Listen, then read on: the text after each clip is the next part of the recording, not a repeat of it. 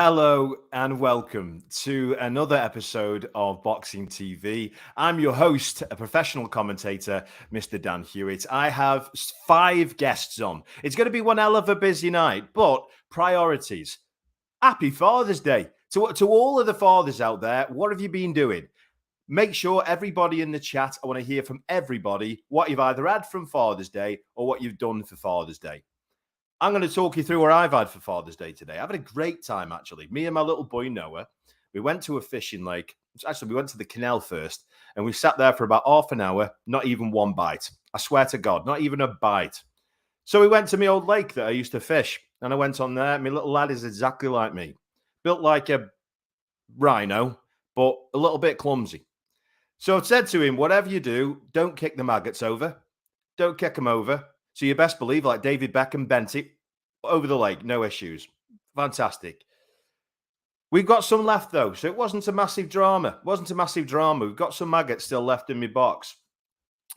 So I get a fish on the end of my line, and it's a big one. I'm getting excited. So I said to my son, 8 years old, son, pass me my landing net. I can't bring this in with just my rod. He pulls the spike out of the ground and rams it in my forehead.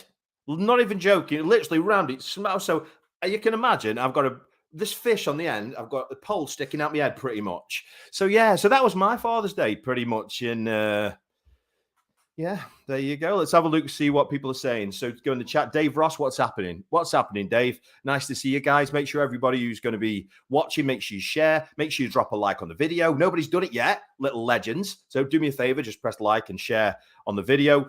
Paul Pierce, absolutely incredible guy, fantastic fighter himself. Great to see you, mate. Evening all, Dan. Can't wait to hear your opinion on Regis's fight. To be honest, it wasn't really in my...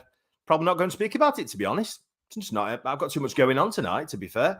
Mark Graham, me and my son went fishing, didn't catch anything. I caught 11. Ha! Have that. Call me Pedro.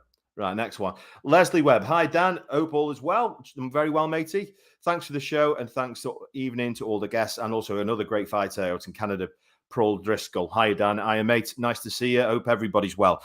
So we've got 5 guests tonight. First of all, we're going to be bringing on one of my very good friends, Mr. Tony Weeks. So I'll be honest, it's come up under a lot of scrutiny lately, and you probably saw my video where I said back off him. I don't like the way he's done. He's bringing one of the best fights ever of all time, but we'll go into this in a second.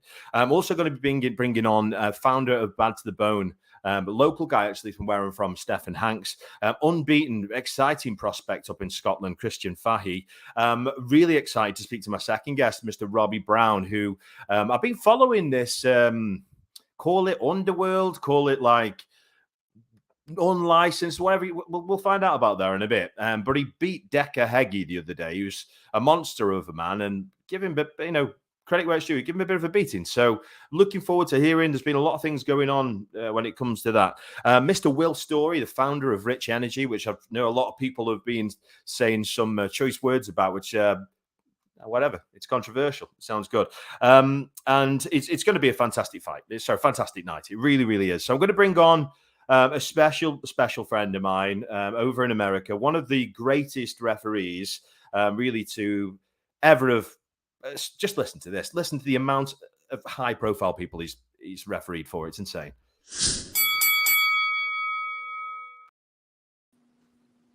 Mr. Tony Weeks. Tony, how you doing, my friend? You well? I'm great. How you doing, brother? I'm better for seeing you, mate. Better for seeing you. Happy Father's Day to you. Oh, mate. What did you get? What have you been doing for Father's Day? I'm just taking it easy. Yeah.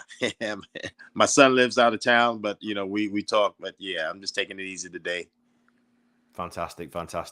Yeah, still a bit sore from that spike in the forehead, I'll be honest, Tony. But it's what happens when you raise a kid like you, I suppose. But all good. So just to introduce you, don't really need an introduction, but I will introduce you. Mr. Tony Weeks, you are one of the best referees that we've ever had, alongside some of my other great friends. Joe Cortez is another good friend of mine who I know spoke to you after what happened in the end of the last fight that you officiated.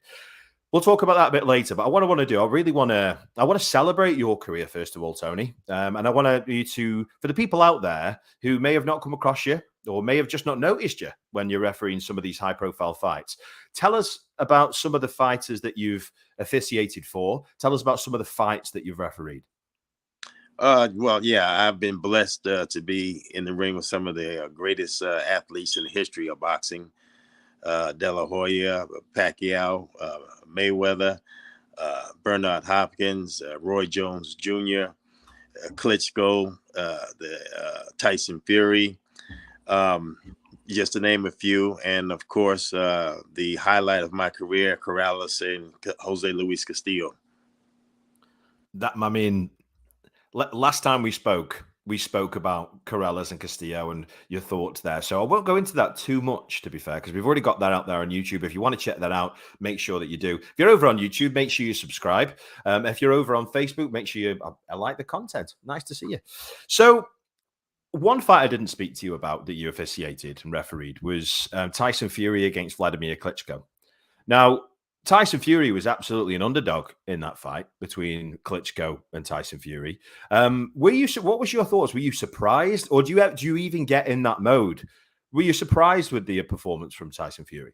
Yes, and yeah. Well, let me back up. That was my first time seeing Tyson Fury. I really, to be honest with you, I never heard of him until that fight. But I was really surprised, for his size, his boxing ability, agility, combinations. For a big man, he can really box, and that's a really big advantage for a tall fighter like himself. And I just remember when I got into the ring, I was like, wow, this is the largest ring I've ever been in. And it was, but I was glad, because you had these two big gladiators in that ring that, we needed that extra room.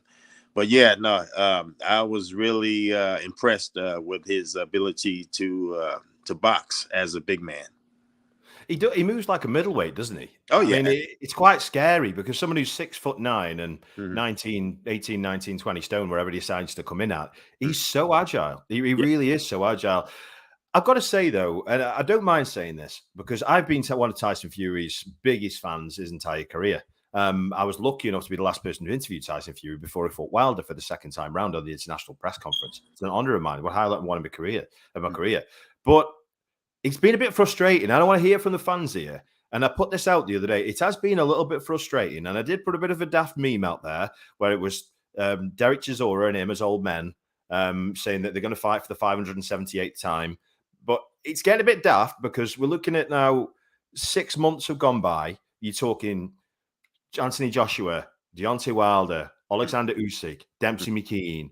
There's just that amount of fighters that he's been in either negotiations with. I mean, are you hearing the same from your end through your professional experience that people are maybe not turning against Fury? I'm not about that life, but get a bit frustrated. Well, yeah, I definitely hear from the fans. They're asking me, if is this fight going to happen? When is this fight going to happen? These two guys going to get together? What's going on? And you could definitely understand the frustration.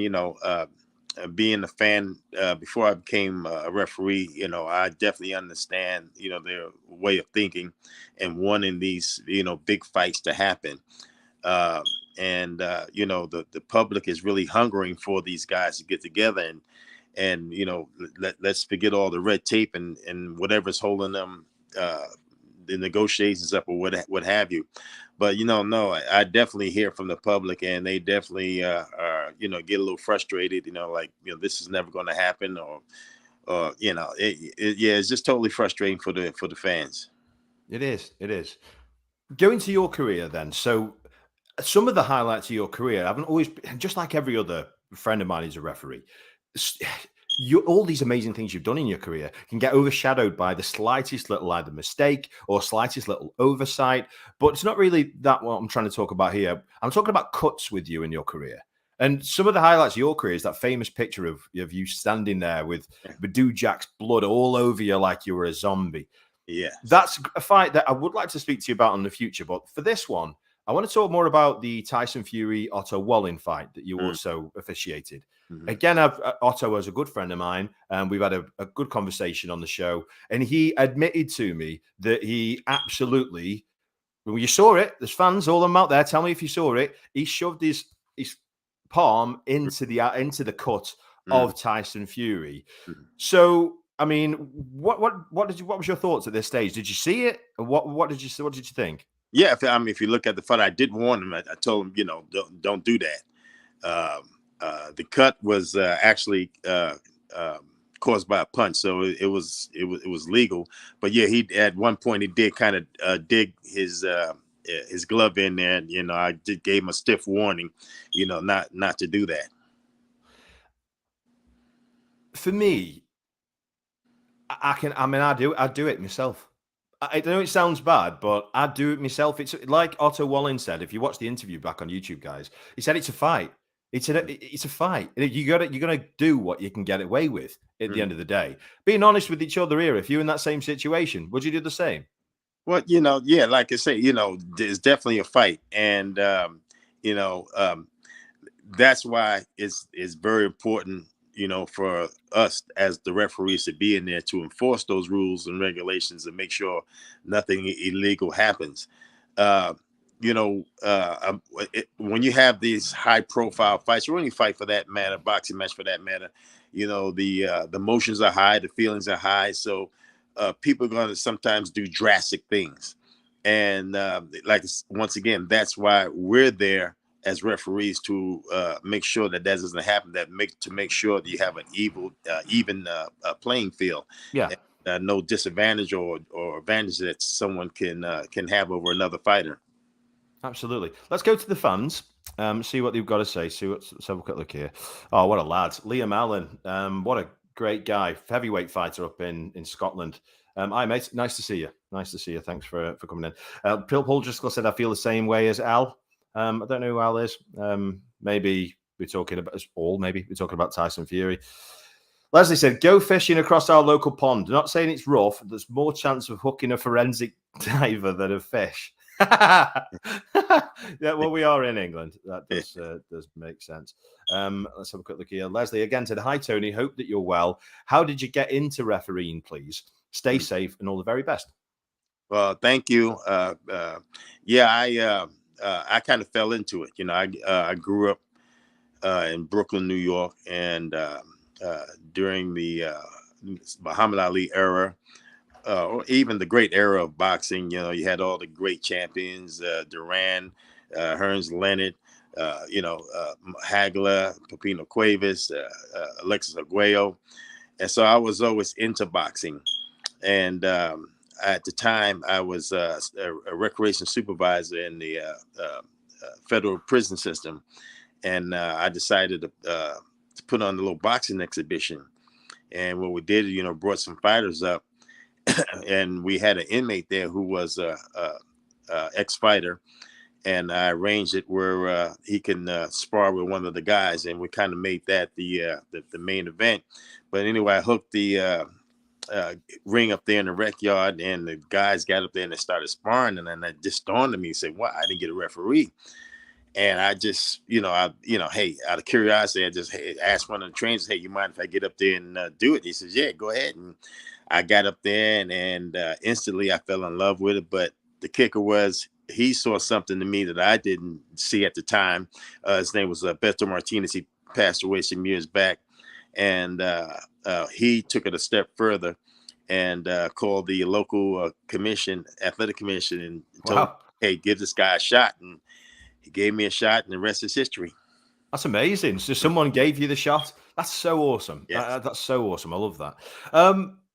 So I'm going to put you on the spot here a little bit, because you've literally refereed for the best people in recent history. So I'm going to put you on the spot and say, who do you think, you being there next to these fighters in the ring, who is the most talented fighter, or even give me the performance? What's the most talented fighter and performance that you've officiated for? I mean, they're all unique in their own ways. You got to pick one though, Tone. Press you. It's really hard because let me explain it to you this way. Okay, Mayweather has this footwork and the great defense. Pacquiao has the foot speed and hand speed. Bernard Hopkins has the craftiness in that ring. It is so hard to really pinpoint and say, if I was refereeing Muhammad Ali, there would be it'd be no question about it. Okay. But to be honest with you, it's really hard to really pinpoint one fighter because, like I say, as a referee, I'm up in there and I'm up close and seeing amazing things that these fighters do, in the ring. Just the little small things, Okay. and it's just amazing. It's kind of impossible for me to really pinpoint one person, a fighter. Okay, now you should be a politician after you finish refereeing. Brilliant. Right, let's address the elephant in the room then. So you've come under quite a lot of backlash lately for the stoppage that you made for Rolly Romero against Ismael Barroso. Now, I publicly went out there and said, back off, Tony Weeks. Some of the stuff I was seeing, people were saying, Tony, calling you Tony Week, that you've done this. You've had people pay in your pocket, everything. And I've seen it before with referees a million times, especially, again, mentioning his name, Joe Cortez, another good friend of mine, with the Ricky Hatton fight, with what happened with a number of different fighters.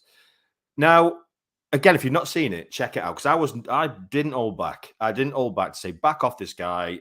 But I want to know really from your end, talk to me about what happened in this fight. And I just want to hear it from your end. Well, first of all, the public has to realize, okay, boxing is a young man's game, a young man's sport. And this guy reportedly was 40 years old.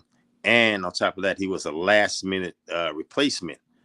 So as a referee, we're trained to see certain things prior to a fight.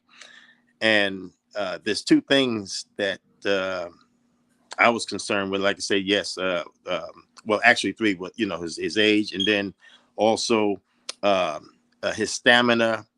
How would he fare going the distance or the second half of the fight, and most importantly, how he would react when he takes that first punch. Mm-hmm.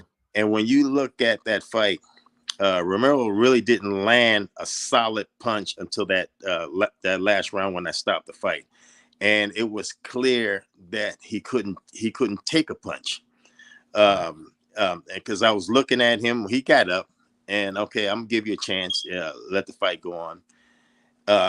He was glassy-eyed, a little unsteady on his legs. And as soon as I let the fight go on, now here's the crucial part. The position that I was in, it appeared that a couple of punches landed.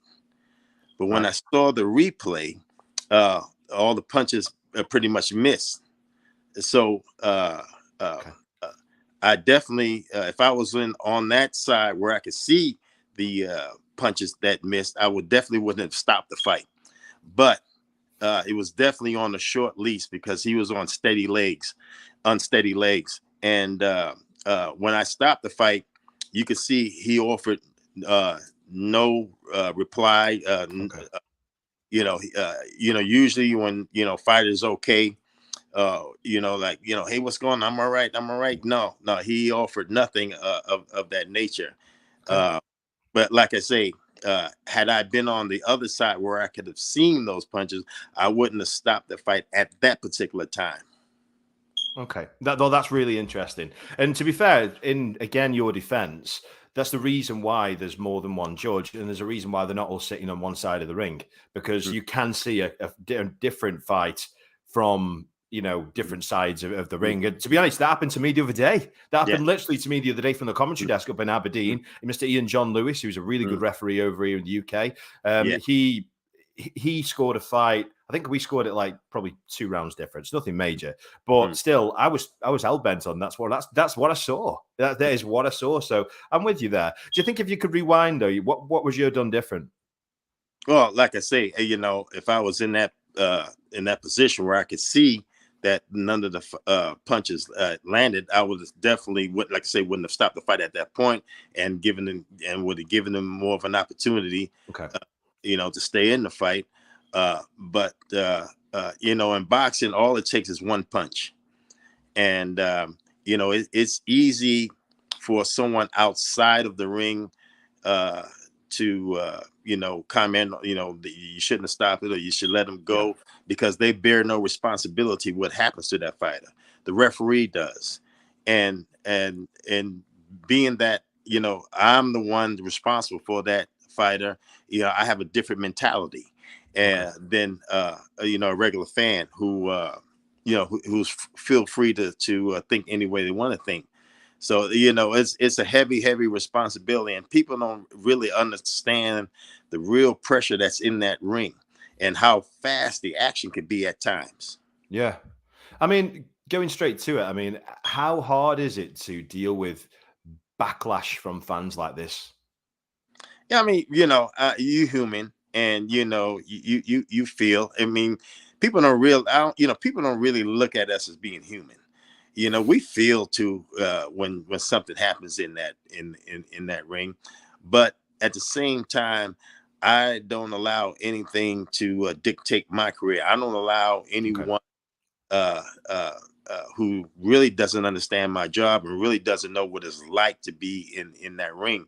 It's like it's ironic that prior to the fight, people were commenting, what's Romero's fighting his grandfather. So people were You have to take them on board as well, Tony. Because yeah, but no, I'm a professional, and I understand my job, and I understand what I do. Even if I make a mistake and stuff, I understand, because I'm human. Yeah, and there's no conspiracy. I'm not getting paid to do it. No, my integrity is intact, and you could see that throughout my whole career. So I don't let that stuff bother me. Some of the stuff you can't help to see on the media, but I don't read into that in that stuff.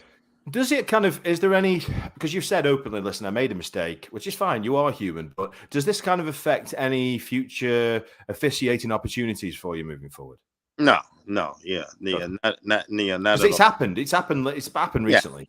With it, Ian John Lewis is a great is a great example of that between the Josh Taylor and who was it now? Josh Taylor and Cattrall fight. He's still kicking off about it. So I'm with you there. I'm with you. Tony, I just want to say from my end, honestly, the most amount of love in the world, because there was no way I was going to sit there, and we've got a massive fan base of like nearly 250,000 people. And the last thing I'd want to do is sit there and literally everybody I saw or anything like that was instantly banned, because I'm just not going to deal with one of my friends getting treated in that way. I'm going to say from my end, and on behalf of the fans, thank you for officiating and being one of the best referees of our time. I can't thank you enough, and thank you so much for coming on the show. Thank you. I really appreciate you giving me this platform to really, express myself and, let the people, hear from me. I'm going to continue with my career in doing what I do. And, hey, like I say, it's, people.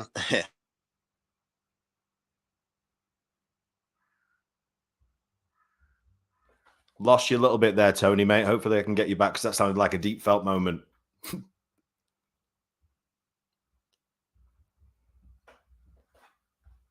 Yeah, looks like I've lost Tony. No worries, Tony. Thank you so much, mate, for coming on the show. I really can't thank you enough. I mean, what a fantastic guy, fantastic referee. So cheers, mate, for coming on the show. Can't thank you enough. Really, really can't thank you enough. So I'm going to be bringing on my next guest now. I'm really excited to speak to this guy. His name's Robbie Brown, and he pulled off one of the biggest upsets in recent fighting history against Decker Hegi. Really, really interesting speaking to this guy. Robbie, welcome to the show. How are you getting on, mate? Yeah, I'm good, mate. Thanks for having me. Listen, the pleasure's absolutely all mine. Absolutely all mine. completely, literally, this is like a completely different thing to speaking to Tony Weeks, who's literally there getting backlash from being probably the best professional referee, to yourself, who's now kind of fighting. I don't really know what you call it. What kind of fighting is it? Is it unlicensed? Is it underground kind of stuff? What do you call it? Maybe it's underground street fighting. Maybe I mean, mad. It is mad. It's mad. That's kind of what it is. I don't think it really has a name. Yeah. Right. Let's start from the nitty gritty then. So Decker Heggie, obviously, people love him, people hate him. No disrespect to Decker, but I'm hearing a lot of hate for him. And I don't get involved in that. I'm not interested in anything like that. Can't stand politics. But how did this fight come up? How did this even happen between a guy who's basically twice your size, well known of fighting in the underworld, and a tough guy? So how did this fight ever even manifest? It was kind of my fault because so I was fighting on his show in the Haybills. We became like, I wouldn't say really good friends, but we spoke a lot, and I was going to fight regular on his show. He was going to start paying me more money. And then when I fought Bash, because he doesn't get on with Dougie Joyce, and Dougie Joyce made some money from the pay-per-view instead of Decker making the money, so he gave me a loads of shit online, if you like. Mm-hmm. So I messaged him and was just like, well, what's this about, mate? And a little bit of arguing. And in the end, I just turned around and said, I'm going to punch you in. Kind of like, that's kind of how it went down. Okay. I mean, decent way to start a fight. I'm going to punch your head in. Okay. I'm liking that. So I'd normally ask you how you got into certain things. I've just got so many questions as to this particular fight for you. So first of all, congratulations. And if you haven't seen this fight, guys, it's very, very well spread. It pretty much end up with you half the size of Decker, pretty much on top of him, elbowing him in the head. He looked in a bad way. There's been a couple of things, what people have said. So talk us a little bit through the fight from your end. So we had a game plan to obviously stay away from his power, move away from his right hand, kick his front leg, because as a boxer, well, nobody likes getting kicked, but as a boxer, you definitely don't like getting kicked. Mm-hmm. So that was a plan: kick his leg, move away, stay away from his right hand, get him frustrated, and then when he comes in with his looping shots, which he will, which he did, and then go for the takedown and try and finish him on the ground. So that was kind of the plan. Okay. And then obviously you've seen about all the stuff that's being posted online. The fight was a fix. I tapped. That's a big one, which is crazy. And then he was set up. Robbie, I'm going to play devil's advocate here, because from some of the clips that I did see, I've seen taps from both of you. So, and physical taps, whether they mean different things or not. Yeah, get that. But what did they mean? Because it did happen. I've seen it. So what did they mean? So we were in a neutral position. It was like a front headlock. I had my arm in, and he had his arms around me, and he wasn't trying to squeeze. He didn't even, without even looking at the video, he wouldn't have even known, his arms around my neck. I think to him, he was just laid on top of me, holding me. Okay. We got like a stalemate position, like a neutral position that wasn't going anywhere. It lasted a couple of seconds. And he said something, and I was like, "You want to get up?" He said, "Yeah." So then I tapped on his leg as an acknowledgement, right, let's get up. You do it in jiu-jitsu all the time. If you took a position, I don't know if you train jiu-jitsu yourself, but you'll tap on the side, you'll tap on the back, or just say, right, when we leave go this position, you're not going to try and jump on me. Yeah. That's kind of that was. And he knew that, because when he got up, once he got up, he didn't celebrate. He didn't try and do anything. He just tried to continue with the fight. Okay. Now he's coming around and saying, "Oh, he's tapped. I should have won." But on his videos, he's like, "Oh, well, I didn't feel a tap." So if you didn't feel a tap, why did you get up and leave go? If you didn't talk about it, yeah, right? Why get up and leave go if you didn't feel the tap? So yeah, I see. It was pretty much a gentleman's agreement then, to get up and then stand up. Yeah. And okay, cool. The same when he tapped on my back. I'll admit that wasn't a tap. We were talking. I can't remember what was said on that point, but he said something like, "Oh, you're a fucking animal, you," or something, and then tapped on me. Okay. But like, I'll admit that wasn't a tap. It was like in jiu-jitsu, you tap all the time, like respect, like type thing, if you get me. It wasn't a tap. He's just looking for excuses. He's been beat off a guy that's 9.5, 10 stone, and he's looking for excuses. He's a bitter man. Okay, so what I have heard over the last couple of days are fight fixing and you potentially drugging him or something of that nature. So what's going on here? I mean, don't get me wrong. I mean, I don't know the context of this, but they do sound like excuses. And I think whoever say that from it does sound like, what's the context to it? Right, so I'll go from the start because it is a little bit of a long story from the start. Right. But it's interesting. So when the fight got announced, my friends didn't want me to have the fight. Obviously, I'm a little guy. Decker's big. If he catches me, it's going to hurt. So one of my friends contacted Paul Venus because he knew he's got a bit. He knows Decker and he's a respected guy. And if anyone get the fight stopped, it's probably him. So he contacted Venner and, expressed the concerns. Venner phoned me and tried to get the fight stopped. And I said, I'm still going to go ahead with the fight. So he thought, right, I'll phone Decker. So he phoned Decker and got the fight stopped. Me being me, still messaged Decker and said, look, I still want to fight. So if you're happy to fight, we will fight. Right. He was like, yeah. So I phoned Paul and I was like, I've said I still want to fight, but the fight's still going to go ahead. And he was like, for fuck's sake. So he agreed that he was going to be there just to make sure everything went well and nobody got hurt.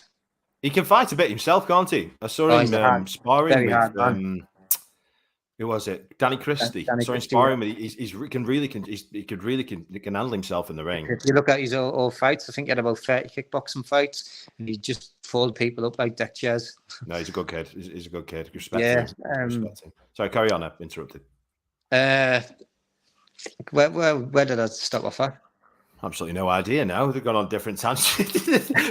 Mate, we are live. This isn't like pre-done. But I think you were talking about, you still carried on with the fight, even though he said that you weren't going to. And he said, I'm still going to carry on, even because Venus said.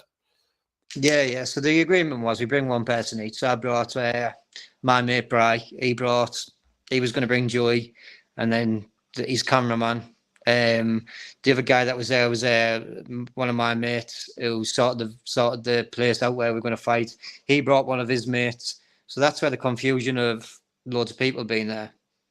Okay. There was a video put on about one of the guys raised his hand and shouted Venner as if to say, like, check on it, because so Decker hit me with a punch, and obviously they didn't want the fight to happen anyway, so they were taking close eye on when I did get a hit.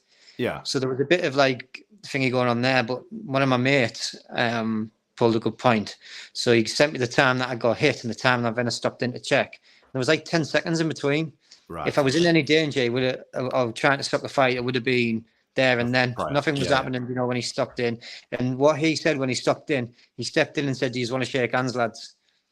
That's what he said. So he wasn't like checking me, giving me a breather. Do you want to shake hands, lads? That's what he said. Like as if to say, you've had a good pagger now.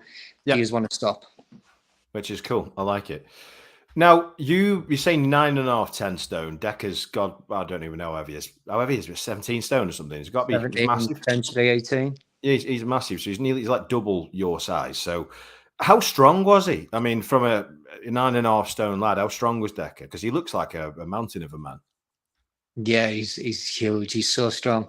I mean, if you watch the video, I noticed the most when I tried to take his back, and I just looked like a little kid on a man, like looked like a child. And I rolled for an armbar, and I just felt like I couldn't get anything. So I thought, right, we'll have to tire him out a little bit more.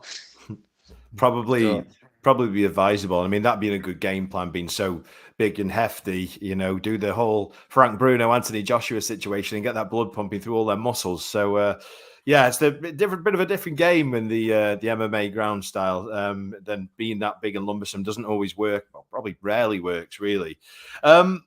So he's talking about a rematch, and I know we spoke about this prior to coming on live, and it's talking about being in a cage. Now, I can understand the mentality of Decker Heggie because you can't move, and I've been there before. Only when I've been sparring in a gym, and I've always been a bit of a puncher, but if you've got someone on the outside and they've got all the space in the world, I'd really struggle. Do you know what I mean? And I did many, many times. But obviously, he's thinking if he can back you up against the cage, you can't really move from nowhere. Do you know what I mean? Thing is, though, it works the same for you because you can take him down and then use the cage into your, let's say, strengths as well. So, do you feel? He said, "I'm going to have 2 months or 3 months worth of groundwork training, some jiu-jitsu training, and then I'm going to go fight you again." And you've done this for 10, 12 years. So do you feel that this is going to be any different in the next fight between you two? Well, there isn't going to be a rematch. Oh, is there not? Has No, he just been talking about that? Yeah, well, there's not going to be a rematch. Now, he's in my past now because, one, it's a stupid fight anyway, especially like in a ring or a cage. And what does he want a rematch for? But to answer your question, 8 weeks of training is not enough. Like, there's so much to learn in jiu-jitsu. You in 8 weeks, you could do a beginner's course and you could learn the very basics. So you'd have an understanding of full mount, guard, side control. You maybe learn armbar, triangle, rear naked choke. Very basic stuff. You might learn how to shrimp, a couple of sweeps in 8 weeks. But that's all you'll have. He won't have anything special, anything that would have changed the outcome. I suppose not really too much different than basically just an office worker fighting in a white collar fight in 8 weeks' time, really, if you want to see it from there. So I'm with you in that way. Now, I've seen a poster of you fighting in BKFC, which I'm really interested in because we only just spoke recently with Conor Tierney, who fought over in BKFC. So tell us about that. Then you must be pretty excited, mate. Yeah, well, I've had offers from since the fight. My social media's gone crazy. You know, like an extra 9,000 followers on Instagram, getting thousands of likes on photos, and loads of companies have been in touch. And it's crazy to think. You know, a couple of weeks ago, I was fighting a heavyweight in the hay bills for 200 quid, and now I'm getting paid thousands. You know, to fight on these shows, and I'm hoping to win, hoping to still grow my social media platforms and you know, earn more money as I go on. I like it. Now, the world of, let's say, unlicensed or underground or street fighting, prize fighting, whatever you want to call it, it's not always the most kosher. It goes with the territory. So I want you to tell me, and I want you to shock me, of maybe a situation that you've been involved in when it comes into these underground fights, because this is a new world for me. Tell me something that maybe you've not really said anything about in the past, that you were in maybe a precarious situation. Tell me about a story we might never heard before. So, King of the Streets in Sweden. Yeah, we got flew out there. We got picked up. Instantly, cameras in our face. They were making a documentary. So we got picked up in a test there. People had masks on, balaclavas. Took us through like these electric gates to a warehouse. You know, you just knew that they were really tough, crazy men. Had like a big riot shield in the warehouse. And, you know, you didn't understand anything, and you were just like, fucking hell, what have I got myself into here? That's like, sounds like something of hostile. Yeah, that's what was going through my head. And the main guy, he had like gold on his hand, he had like a bandana on, and he just looked mean. You know, he looked like mean. And I was just thinking, like, what have I got myself into? But yeah, that was like, yeah, it was crazy, a crazy experience. But once you got to meet them, they were really nice guys, really nice. And, you know, they looked after you. We got a 5-star hotel. We got lifts everywhere. They really looked after you. How did you do in the fight there? And what was it about? It was a street fight in an underground car park against a kickboxer. Well, he had MMA fights as well. He had 11 pro MMA fights. Okay. His record wasn't great in MMA. It was 4 wins, 7 losses. But I think he's like 25-2 kickboxing. Okay, good kid then. So like good kickboxing. Took him down, took his back, and choked him out in about a minute and a half. That's pretty badass. I'll give you that, mate. That's pretty badass. I'm liking that. It does sound like something off Hostel, or something of that nature. So I do. I mean, if you, I don't normally do this really, but I'm thinking you need to make a statement towards the likes of Decker Heggie, because you've gone in there half his weight. there's no doubt about it that he's overlooked you, underestimated you. So what's kind of your message to Decker Heggie? Well, you know what? I was still kind of friends with him today, so I don't have anything good to say about him now. Like not a thing good to say about him. He's on YouTube. He's calling me a cheat. He's calling me a rat and a snake, and just let him get on with it. Let him get on with what he has to do, what he has to say. If he thinks that's tapped and he wants to believe that to make himself feel better, he's the guy that he brought as a fair play man. He's calling him out for drugging him, saying that he was drugged, and like I'm looking at it now, and it's just like you're desperate. Like, it sounds like he's desperate for an excuse. You know, he got beat off a 9.5 stone man, but right. Do you know what? It was a lose-lose situation for him, wasn't it? If he beat me, people are still going to call him because I'm how light I am. Yeah. And then now he's being beat off me. He's getting called. I mean, I'm getting called as well because of these cheating allegations, but I don't mind. You know, it's off people that are irrelevant. The people that matter to me know the truth. So, okay. Awesome. Well, Robbie, I just want to say, I know you're out in France at the moment, and thank you for the opportunity to speak with us today. What a great guy. But one thing I will say is you said about social media a little bit earlier on. So where can we find you on social media? Instagram, it's Robbie Brown 95. And then I've got Facebook as well. I don't actually have Twitter, but I should make one because it's obviously more exposure. Mate, I'm useless at Twitter. Honestly, I'm the worst twat. I can never twat in my life. I'm absolutely useless. Absolutely useless. Thanks for coming on the show, Robbie, mate. Thanks for having me. I appreciate it. Good luck. Take care. And you. Bye.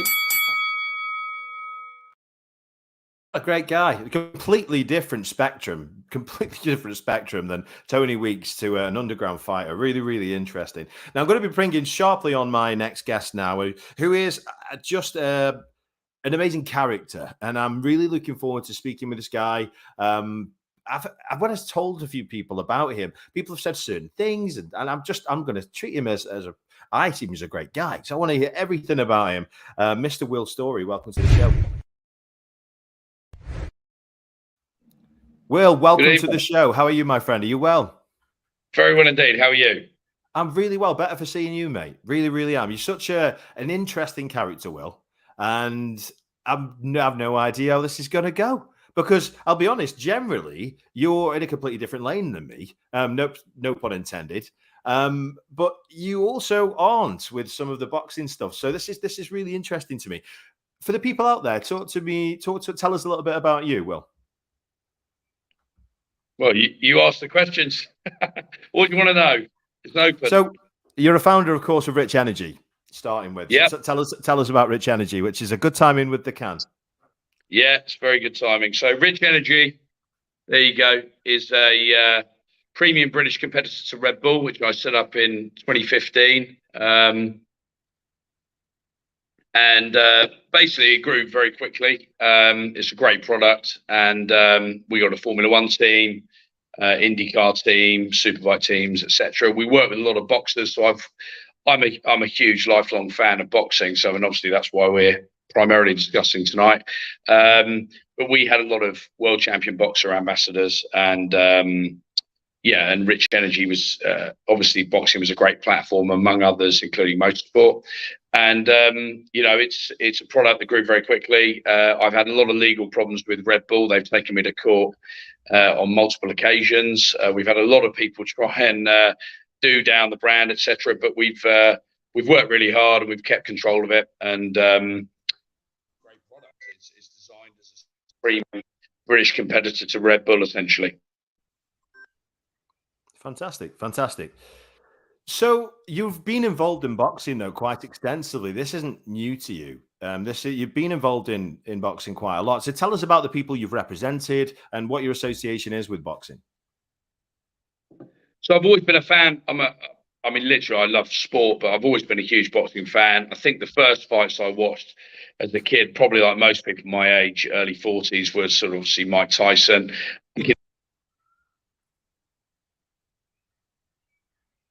And obviously the Eubank Ben fights, Eubank Collins, or Ben Collins as well. And obviously got into it that way. Went to the York Hall a lot, went to a lot of big fights, obviously Bruno, Hart Lane, etc. I've obviously got somebody calling here that I'm trying to climb. No, always been a boxing fan. Yeah, watched boxing since a young age, and it is an amazing sport. I mean, it's an incredible sport that I think is unique. I think the people involved are unique. I think it's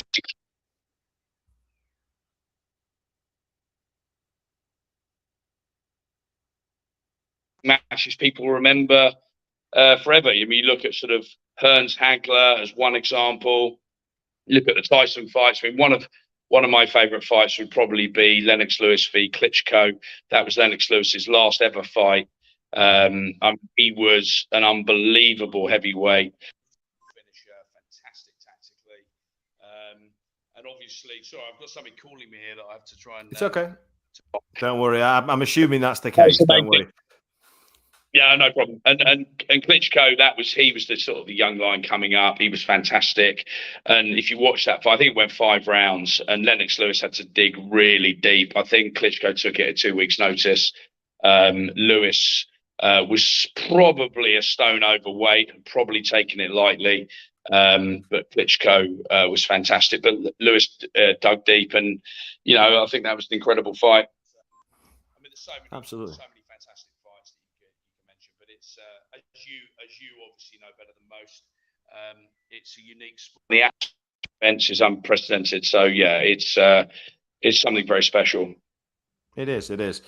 So I'd like to pick your brains a little bit here, and it's probably a question you weren't really expecting, but I think that's the best way you get to know someone. So how do you find it so easy, not just in business, but I suppose in business, but how do you find it so easy to finalize deals, whether that be sponsorship deals, whether that be F1, whether that be, kind of representing a boxer? How do you find it so hard to close deals? Sorry, how so easy to close deals? Well, if it's the former, I'm in trouble.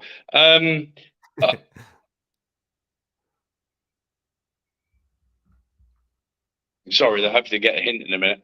I mean, I think, listen, at the end of the day, it's just about passion for what you do, isn't it? If you believe in what you're doing, whether it's a product, whether it's a boxer, whether it's a brand, whether it's a service, whatever. I mean, you've got to believe in what you're doing. And, clearly, are you better than the competition? Are they better than the competition? I mean, boxing is a unique sport. Boxers are, effectively self-employed entertainment business.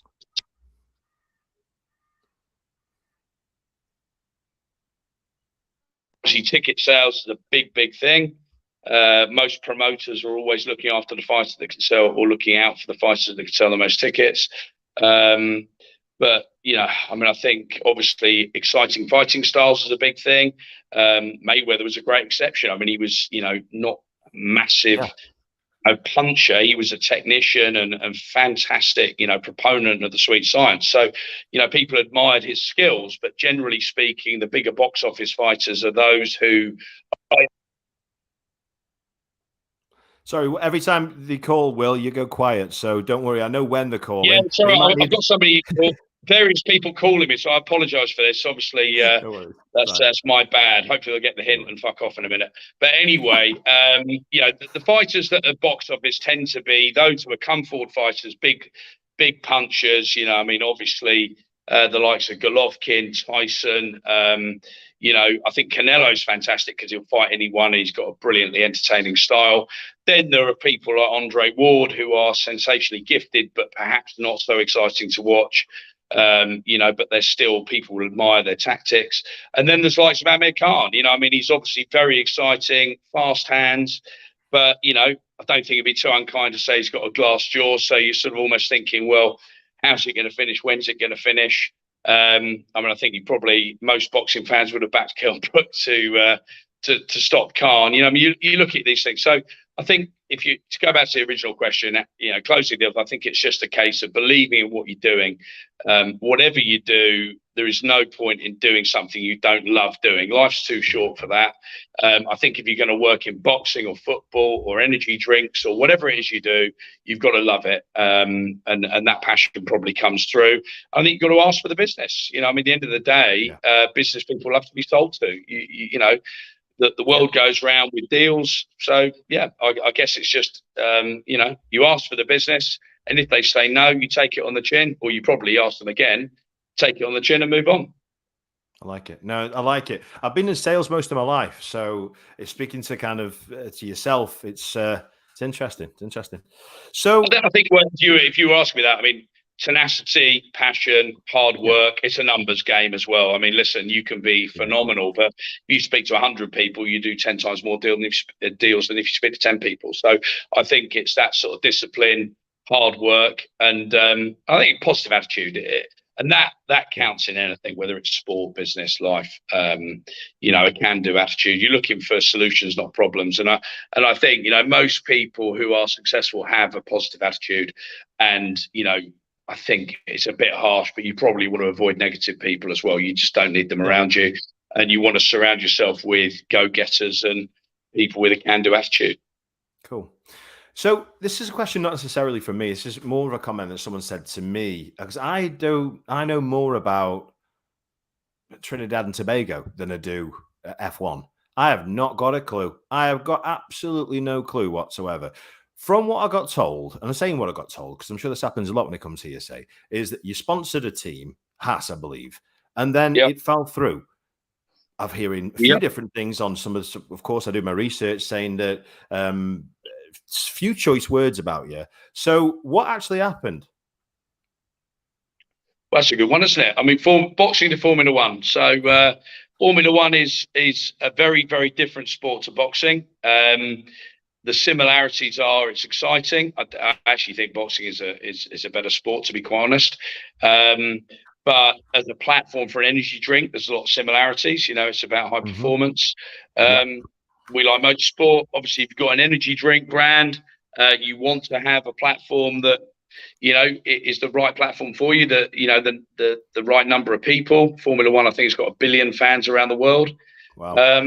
So it's a great platform. Obviously, the market leader in energy drinks is Red Bull. So obviously, they're very famous as having put billions of pounds into Formula One, and it's if you like, the sort of top of their marketing tree. So clearly, listen, we believe we've got a better product and a better brand at Rich Energy than Red Bull. And as such, clearly having a Formula One team was brilliant. We got a team in 2019, black and gold. We named it Rich Energy Haas. And it was very, very successful for the brand. We signed supermarket deals around Europe. We signed all the major casino chains and bar chains. And there was a lot of politics. We were ruffling feathers, that they didn't like, some sort of, new company come from nowhere, slightly unconventional. There was a lot of politics. Red Bull put us under a lot of pressure. We were growing very, very quickly as a business. We were seen as a genuine alternative to Red Bull, which would be, make us fairly unique in the business. Most other energy drinks that have done well have carved out another segment, be that Monster, which is obviously a different size can, different product. Recently, you've had Prime. These are all finding segments, whether it's for young kids or whether it's for sort of skate parks. As a premium alternative to Red Bull, Rich Energy was deemed the most credible threat. So, we came up against the big boys. And I also had some investors who got very greedy and wanted to take control of the business. So there was lots of different things going on. But ultimately, since then, we've won, or Rich Energy teams have won British Superbikes. We've won British touring cars. We've won the Decanter Championship. We've won in the TT.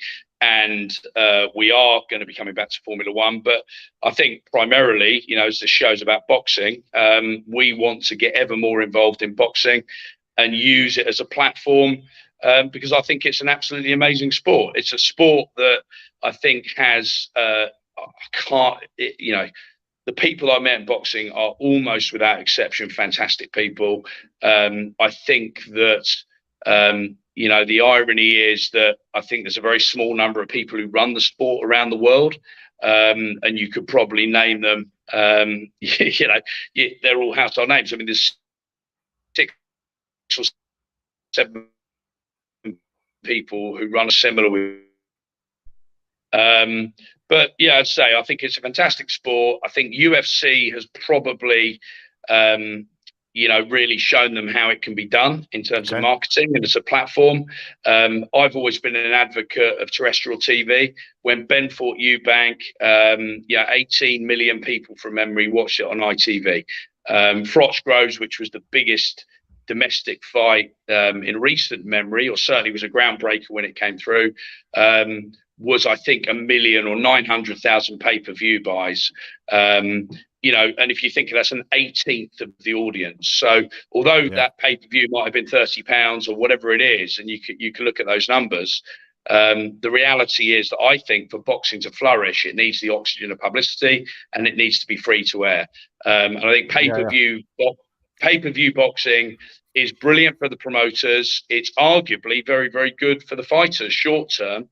But in terms of being a household name, in terms of advertising, in terms of sponsorship, in terms of partnerships, I think it's suffocated. And I think it would be great to see somebody come out and say, do you know what, we're going to put boxing on terrestrial, because I think that would make a huge difference. Now, to be fair, Mick Hennessy did a brilliant job on Channel 5. One of the ironies, we did a couple of fights. I worked with Mick, and he's a brilliant guy. But I worked with Golovkin, and we put Golovkin Murray on Channel 5. I think from memory that was February 15, and that got more viewers than Froch Groves on pay-per-view. Did it? Wow. And yet the media didn't want to talk about that. And I think, Barry McGuigan then got the Channel 5 gig, and Carl Frampton, etc. But ultimately, I think boxing needs to be on terrestrial. That boxers are fantastic sports people. I think that the discipline, the dedication, the making weight, I think people underestimate that. People have naturally got bigger. To make 12 stone at super middleweight, these guys are naturally 14, 15 stone guys coming down. I think that weight making, the dedication required for that, I think is underestimated. They deserve to be household names. I think Audley Harrison was probably devastating for boxing because the BBC gave him a massive long deal, and he was unfortunately a bit of a farce. But as I say, I just think boxing is very disjointed. I think there's several promoters all going in different directions, and I think UFC have almost given them a blueprint on how you can do things. The difference is that UFC, all the people are employees. They're effectively paid staff, rather like a real life WWE. Whereas boxing, they're all self-employed. I think the other thing with boxing that makes it a challenge, to be fair to the promoters, is a lot of fighters don't want certain fights. I mean, in the 70s and 80s and 90s, it was brilliant, wasn't it? People like Holyfield would literally fight anybody. In the blue ribbon. I did that the other day, Will. I said this. I did a side by side, which I think was 1993, top 10 heavyweights versus the top 10 heavyweights of now, and it was breathtaking. It was insane. Like these were worldies in every single ranking. I think the worst one was Tim Witherspoon, and I'm saying the worst. Tim is a good friend of mine. He's still two-time heavyweight world champion. Do you know what I mean? And I'm saying worst because there's Holyfield, Mike Tyson, Riddick Bowe, and these are nothing like the fighters of today. I really wanted to speak to you about something, Will, without jumping in. First of all, congratulations on the link up with Assassin Boxing Promotions and Management and being named up in Aberdeen, the Rich Energy Arena, which is brilliant. And it's a beautiful venue. I had the honor of commentating there on behalf of Assassin just the other day. Talk to us about that. What are you hoping to achieve with that let's say that partnership? Well, I think, going back slightly, I've been working in boxing on and off for 12 years, worked with Frank Buglioni, Nick Blackwell, who became British middleweight champion. Fantastic performance, knocked out John Ryder, which was, in light of Ryder's subsequent career, fantastic achievement. Then I, did a partnership with Golovkin, which was fantastic. And he obviously, when I was working with him initially, he was on HBO After Dark. And the last fight we did with him was Canelo in Vegas, which was I think he had circa $30 million. And Golovkin, I think, at his prime was phenomenal, and nobody wanted to go near him. Froch was offered $10 million, and at the time hadn't earned half of that money and didn't want to go within a million miles of Golovkin, despite what he subsequently said. So that was very eye-opening to see it at the very highest levels. And I've subsequently put in bids for some big world heavyweight title fights. And then the last one, which was White Fury, we came a distant third. And I think in the end, Warren put in a phenomenal bid and did brilliantly promoting that. And that was superb. But I've always loved boxing. So for me, it's two-pronged. One, it's a privilege to work in the sport because I think it is fantastic. And I think the people involved in it are generally really high-quality people. And two, as a platform for the drink, I think is very good, in terms of content, in terms of getting it out there. And I've got to know a lot of people in boxing over the last 12, 15 years. And I got to know Rio very well, who set up BIBA, the British and Irish Boxing Authority, and that has been interesting. He's a brilliant guy, and I met various other people, and I think Lee McAllister is a real character, assassin boxing. I went to university in Scotland, so I've got a lot of Scottish links anyway. And he's been 6-time world champion. He's fought all sorts of different people. He's as bold as they come. He's a real live wire. I think he's got a lot of tenacity. He's been doing fights in Africa. He's been putting together different events. He's got this now, as you say, new arena, which has been named the Rich Energy Arena in Aberdeen. So there was a lot of synergy. I really admired his attitude. He's got fantastic positivity. He's very well connected. And I just felt instinctively he was a really good guy. So we've been developing our partnership, and I just think Assassin Boxing is a brilliant business. And I just think that as a platform, it offers Rich Energy a lot of opportunities. And I think he's the right sort of guy that I would like alongside me as we start to go to take on, to start to bid for big world heavyweight title fights, and for Rich Energy to become a serious force in boxing, working with Lee and Assassin Boxing. I love it. I want to talk about something that's happening with you, Will, with Eddie Earn. So for some reason, and I'd like you to explain why. So I don't like saying the word beef because it sounds childish and pathetic, but it kind of is. So there's some kind of issue where he keeps throwing you, or the Hearns or their association keeps throwing you out of events. Why is this? I mean, only recently in Dublin, I believe, with Jay McFarlane, it's happened again. So can you just educate us around why is Matchroom doing this? Well, I mean, obviously that's a question for them, isn't it? But I can only tell you that I was thrown out of the dressing room in Triple G v Kell Brook in 2016. I thought that was all sorted, by the way, to be honest, because when I did the deal for Lucas Brown to fight David Allen, they were as good as gold. So there was no problem there.